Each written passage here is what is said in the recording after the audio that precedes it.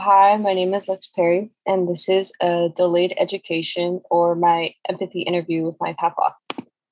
So my papa's name is Winchester Perry, but he goes by Winter Chet. He was born in 1933 and will be turning 89 this year. He was born in a small town in rural West Virginia, and our interview centered mostly around his childhood and what it was like growing up in an area that most of us can't really relate to, where people traveled by horse or walked barefoot 8 miles on any given day, where you ate your dinners next to kerosene lamps, used outhouses, and attended one-room schoolhouses. So this is a picture of his parents taken in the 1920s on their farm outside of Wilsondale. And I actually wanted to see what was around this town now. And as you can see by this Google Earth search, not much. So there are very few photographs of the area from that time, but here are a few. This one's of the depot that would have been around in like the 30s and 40s. And this is just what a farmhouse would have looked like at that time. So my papa was born during the Great Depression. And although he doesn't remember much about how this economic disaster specifically affected his life, he remembers the emphasis his mother put on him taking care of his shoes. He only got one pair a year, and once he wore them out, because he'd be working on a farm or picking bushels of wild berries in the forest for 7 or 8 hours a day, and this started when he was 6 years old, he'd wear his shoes down pretty quickly. Not to mention having to walk 5 miles to school when it was in session. So his mother didn't want him to go barefoot, though, because that was a signal you were poor. As you can see, none of these children are wearing shoes right here. So in addition, in our interview, we talked about the polio epidemic that took place when he was a child. He remembers going into a town actually with his father on horseback for a while, but he had to be, later on, he had to be dropped off at his aunt's house because there was a quarantine that took place because of an outbreak in that area. And this is because polio affects kids more, and it's actually exacerbated by poor living conditions that result in bad hygiene. And a lot of times, a child would lose their ability to walk. So you can see all these children having leg braces on. And this child right here in the middle is going through physical therapy to regain her walking ability. And I asked if his experience during the pandemic made him reflect back on this time. And he said in some ways, yes. But back then there was never any fear because he did not grasp the situation entirely as a child, but going through it again as an adult and still being in that back then he was in that bracket of the most vulnerable, and in his old age he was again put in that same bracket, and so experiencing that all over again probably took a great toll on him. I mentioned earlier that my papa went to a one-room schoolhouse, and this is about what you could expect. There was only one teacher, and they came and went because it was so far out of the way.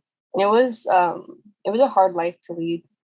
My papa actually left school being illiterate, and he had moved towns as a teenager and was put in a higher grade level. And he ended up getting paddled by a teacher in front of his entire class for not being able to read a passage out of a book. And then he was labeled as a delinquent. And he said that sort of shame definitely stuck with him throughout his entire life.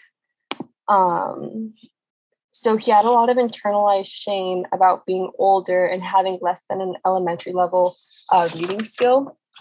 And my grandma knew about this and ended up actually finding him an adult literacy program when they moved out to California after their retirement. And so I'm going to read the short essay he wrote actually when he completed the program.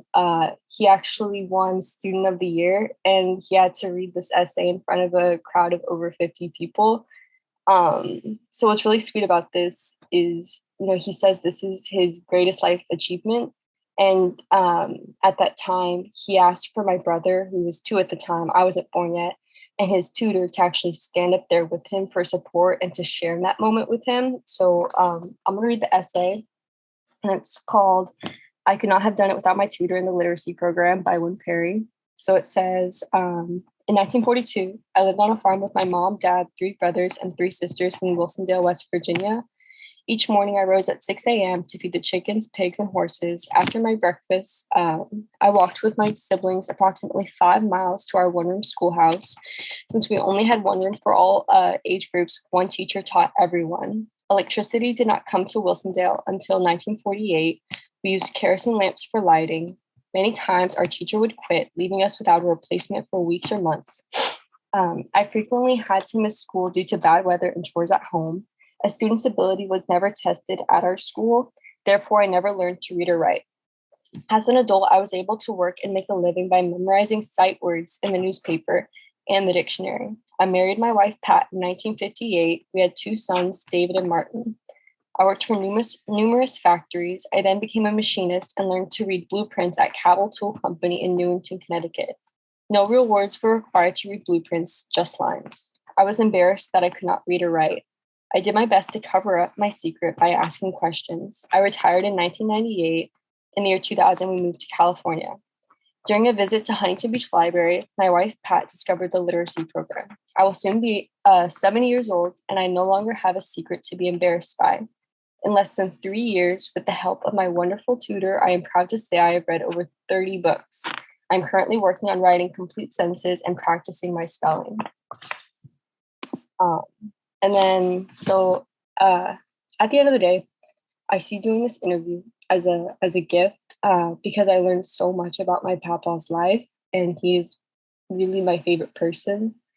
So to sit down and talk story with him is something I'm going to treasure. So I just want to thank y'all for letting me do this and letting me share this with y'all.